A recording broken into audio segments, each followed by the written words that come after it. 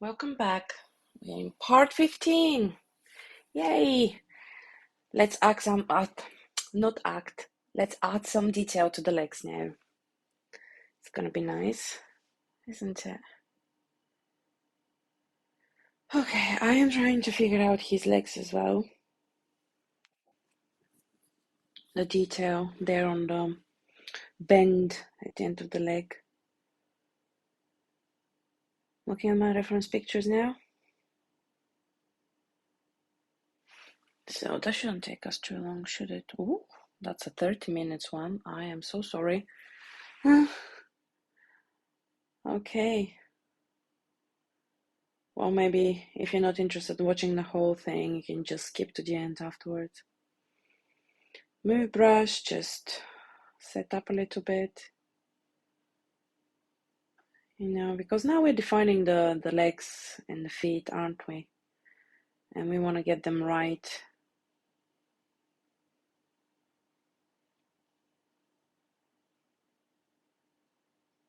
Yeah. Just play with the feet a little bit, inflate brush, scale it down a little bit. Let's inflate those toes. Nice. Oh, we don't have enough geometry there, do we? No, we don't.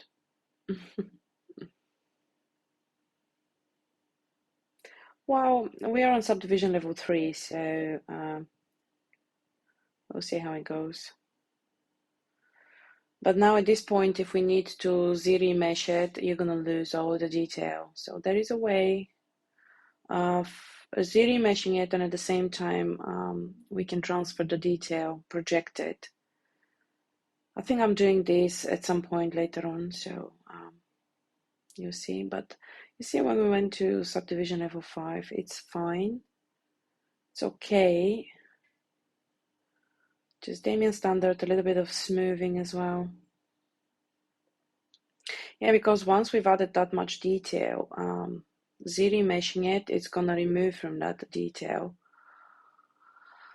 But yeah, we can always retain the detail back by projecting it, so that's not a problem at all. Sometimes when you're looking at a model and you're thinking, what am I supposed to do here? What am I doing? Because you're so concentrating at some point. And to be honest, if you've been working long hours, like I did sometimes, it's just, it comes to a point where you need to stop because, it's too much.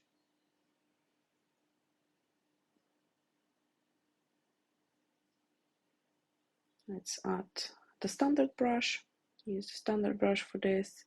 Add that nice detail there.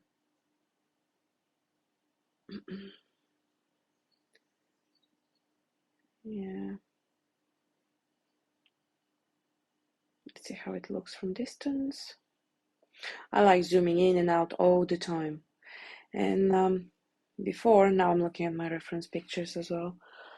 Before I started, when I was very sure that I wanted to continue with 3D modeling and being a 3D artist as a whole, because when I started, I downloaded Blender and I just I had a normal mouse and I was trying to do things, but I wasn't sure whether I wanted to invest in things. Yes, I'm trying to figure out the feed here. And after a few months of trying things just with the mouse, and actually my computer wasn't as strong as well, I thought that I really wanted to do it. So I invested in a stronger computer and a mouse with a middle button as well. And at some point, I actually got myself Wacom tablet. And it made the whole difference, especially if you're sculpting, tablet is a given. And if you really want to be doing this, I invested in a Wacom one, the smallest display one possible, and I think I got it on monthly payments. And it was awesome in the beginning, but zooming in, it was this really small screen, and zooming in and out, it was, constantly all the time.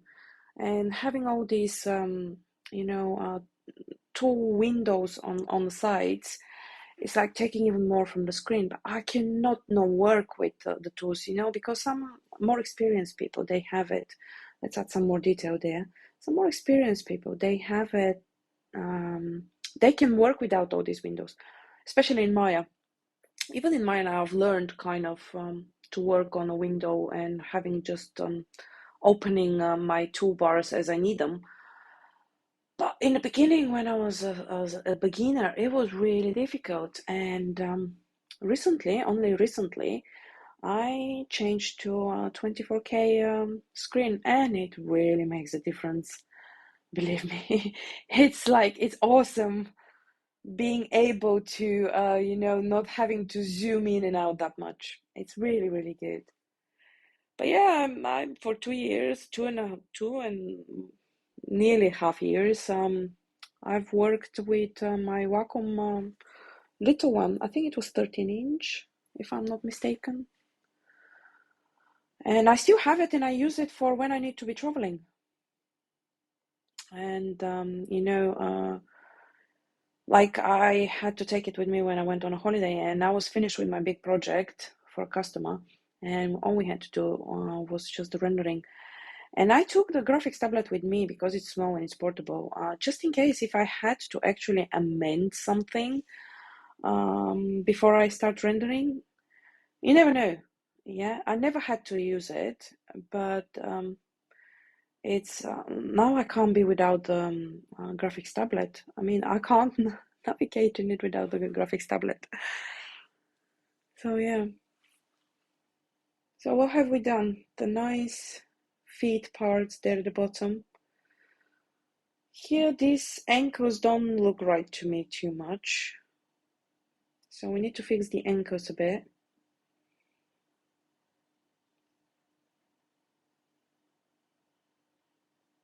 And the back ones as well.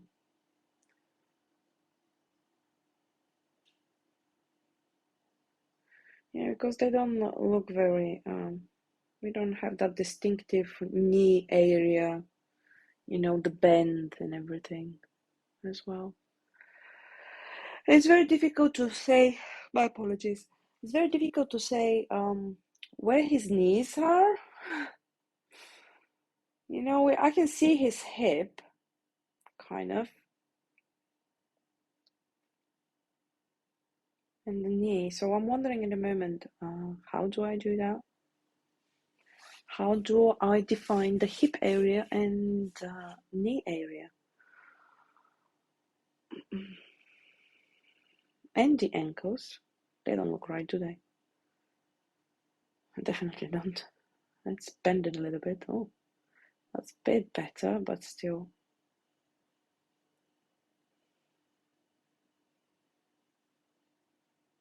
Move brush. So we can just nudge the geometry in the direction we need it. Smaller size brush. Let's zoom in.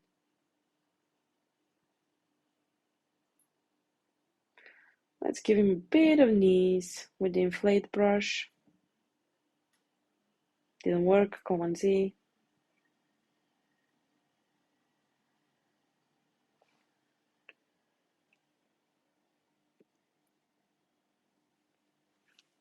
Damien standard. Yeah, let's try to define the hip area. That would be nice. I've got my symmetry on. Don't forget the symmetry on. Smooth this hiccup there. And sometimes I think it's when the geometry gets kind of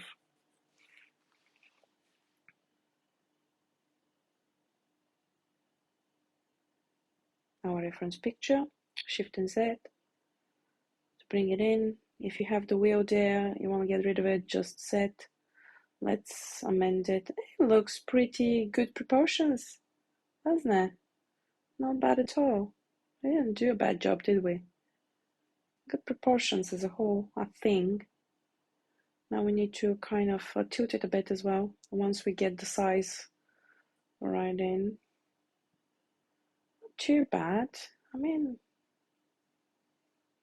can be better, but I think it's pretty close. Yeah, tilt it a bit so we can get the relevant position, which doesn't really didn't show us too much, but hey. It's very difficult telling where the hip starts. And okay, masking tool, control. Now we can drag it so you can select all the whole area. Sorry, the whole area there. Go to masking on the side, inverse. There is a shortcut key for this as well, for inversing the masking. I haven't learned it.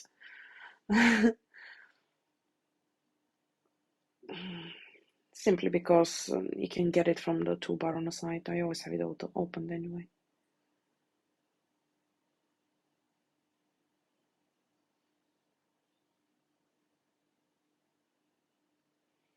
Okay, so is that going to work for us or not? Let's move it out a little bit and see what happens.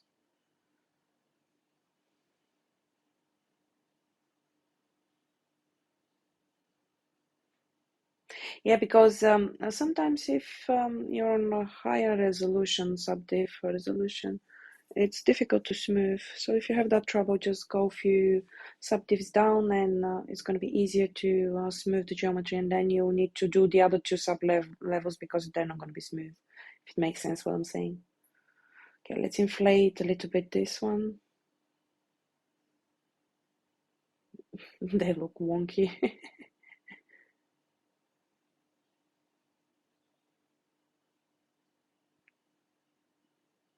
They don't look very good, do they? We have to amend that.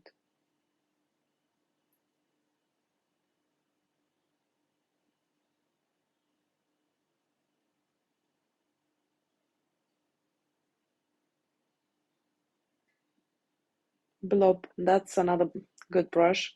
Be on the keyboard to get the brushes panel out, and B for the brushes starting with B, and there you can find the blob brush. It's a good brush, I like that brush.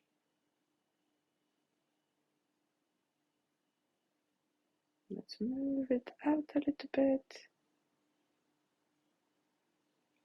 It's good for creating this new area, isn't it?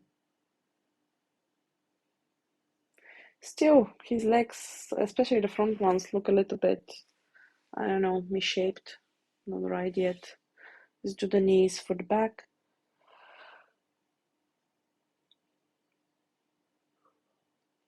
Yeah, I don't have enough detail there, do I? For the knees. Not enough geometry. Move topology. For the front ones, yes, in my work with that much geometry, it looks kind of okay-ish. But for the back ones, I don't think it will.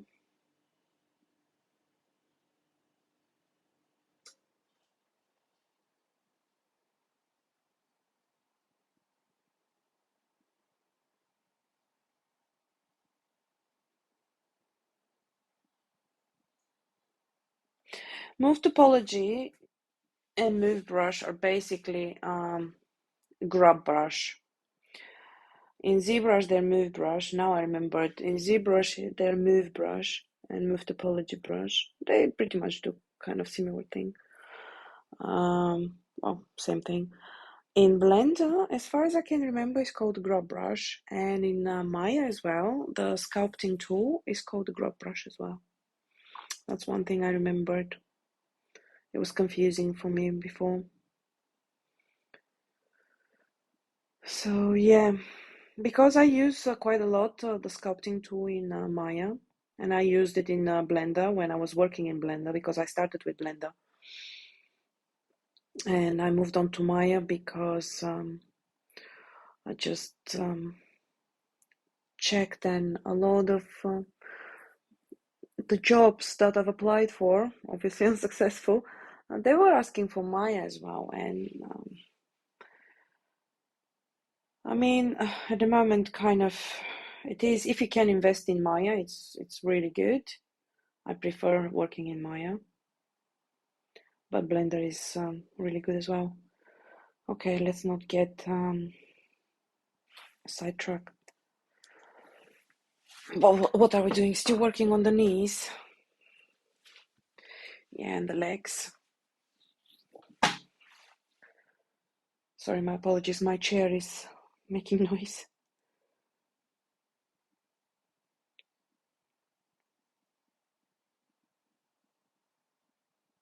Okay. So what are we going to do next? Are we done? I think we're done now, halfway through.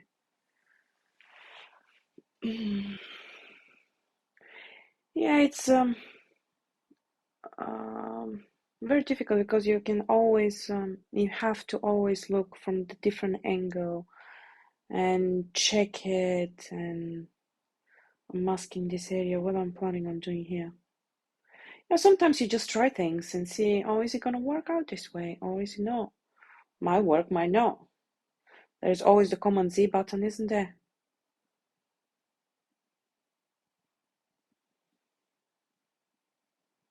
So Control and drag the area that you want to mask, inverse, move your pivot, lock the pivot, scale just this part of the feet.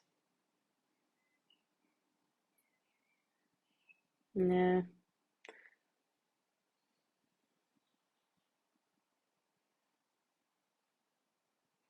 Yeah, be careful if you're working on this so you don't move the feet. Let's say it's fine left to right, forward and backwards, but not up and down, because if you move these feet up or down, they're gonna get shorter than the back ones. Just bear in mind, you know. Sometimes when I'm modeling, I stop paying attention to things like this, and then it comes to a certain point, and I realize that, ooh, what have I done? Inflate a little bit there so we can try to get the similar effect like the real Pascal.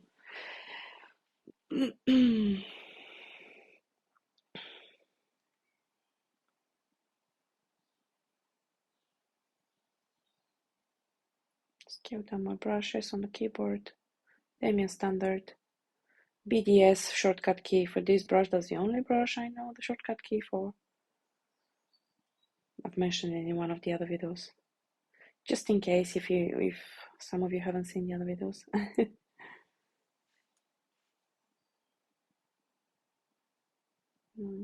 Nice. I like the Damien Standard. It's quite nice.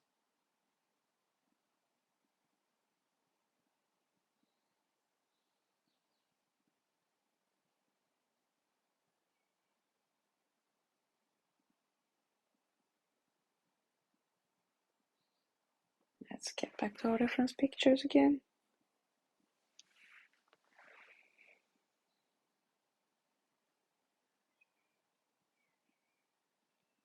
Yeah, I am really trying to figure out how to do the knee area on the back ones.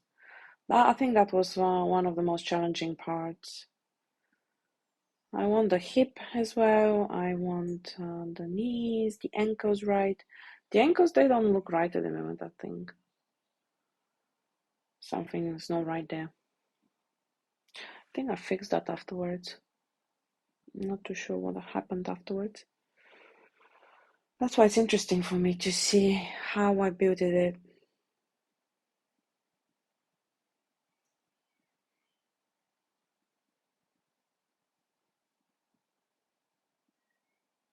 Yeah, just keep looking at different angles and see what happens. And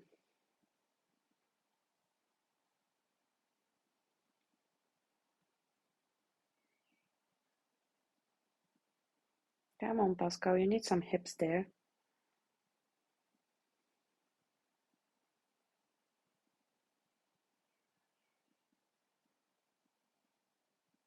Yeah, it was challenging part, this one, I remember. The legs and the hips. Trying to get it right.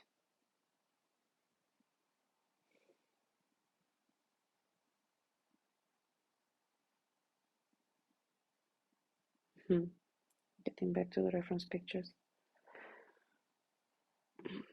Gathering all these pictures, it took me a while to get their snapshot from some of the YouTube videos, because the Disney movie from the Disney Channel, I can't really snapshot or record from it. I think they've got some kind of a protection, so every time you try to snapshot a picture or record the video from the movie, it would go black screen, which is fair enough, you know, but this way we can't get a proper picture, reference picture for his rest position, you know. That's what we're working on, his rest position, and then we really get and animate it and make it move. And very exciting. Really exciting. That's why I like doing the rigging and the animation as well. It's just connecting it together. And I think it's useful to know, even though it will take me a much longer time to call myself a specialist in, you know, these areas. But still, I don't mind.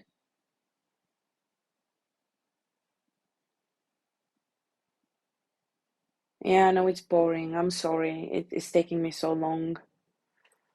But it's just, it's difficult. It's very difficult.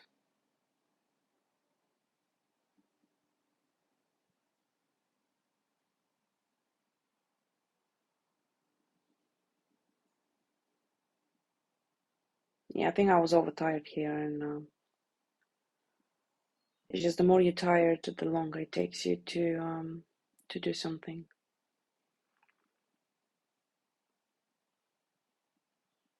Because sometimes I would work in the evenings, you know, late evenings as well. I'm trying not to, but working from home, it's got its positive thing, but at the same time you can overwork yourself as well, because there will always be half an hour here, half an hour there, in between chores and things, to do some more work.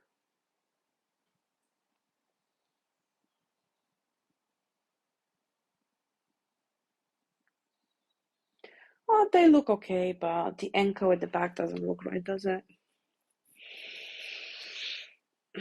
But looking at from that reference picture is similar, but his position in the reference picture, the way he's posed,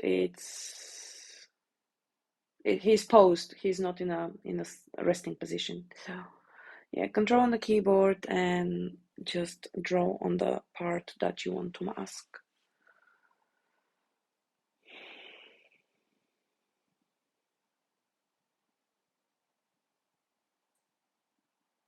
Yeah, adjust the size of the brush.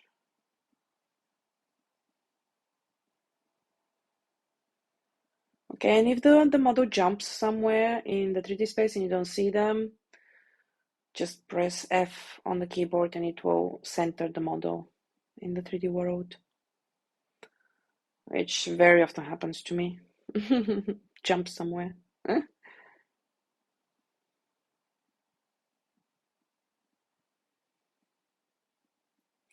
Yeah, I'm not sure what I'm trying to do here. I guess we'll figure it out and whether it will work. But like I said, it's always trial and error, isn't it?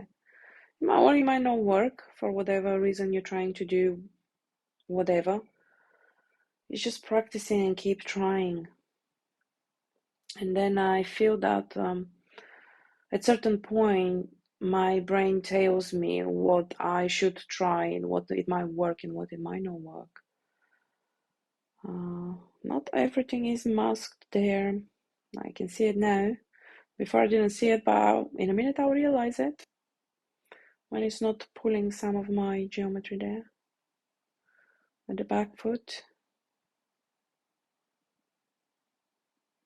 Yeah, I think I made them too flat there. They're not that flat on the picture.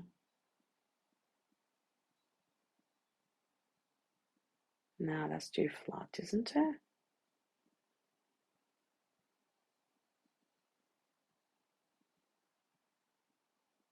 Yeah, Command Z to undo.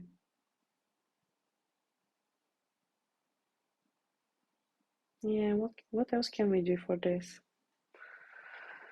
Oh, it's quite challenging, isn't it?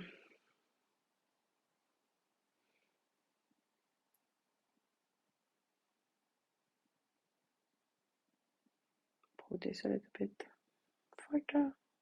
Move brush.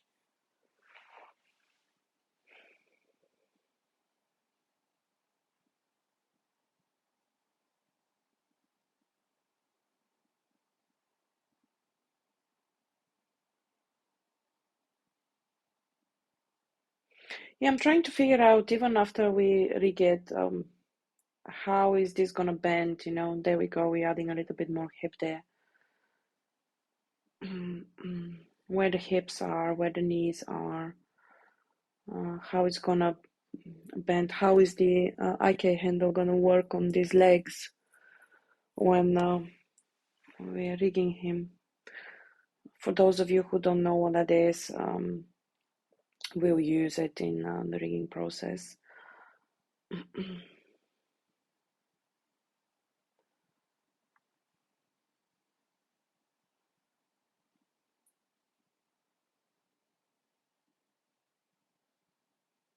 I guess it's beneficial that I'm taking my time with this for people who are new to this, so they can, you know, catch up. And it's just finding your own way, how to do things and how to figure out things. Let's add a little bit more hip area there. It's gonna be nice.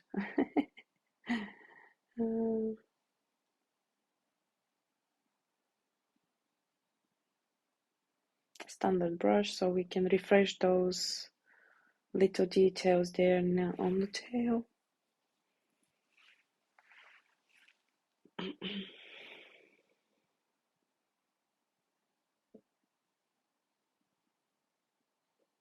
Yeah, my keyboard switched off itself since I'm not doing anything. Yeah, it's good. I've got a wireless one, so it's easier.